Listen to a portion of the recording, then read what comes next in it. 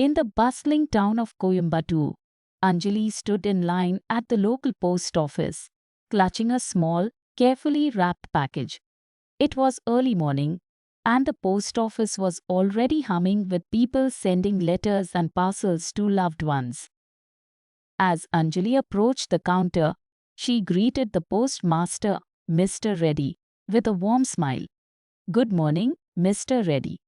I need to send this to my grandmother in Jaipur," she explained, handing over the package filled with homemade sweets and a handwritten note.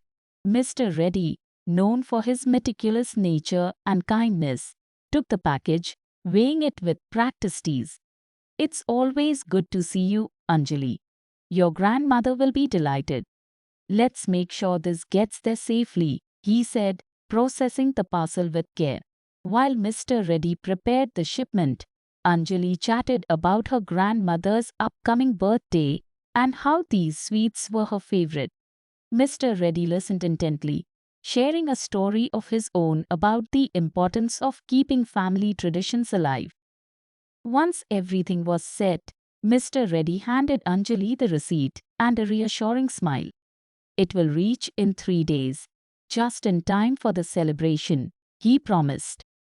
Thanking him, Anjali left the post office feeling a sense of fulfillment. She knew the package was more than just sweets. It was a token of love and nostalgia, bridging the distance between her and her grandmother. Thanks for listening. Don't forget to share and subscribe. Stay tuned for more.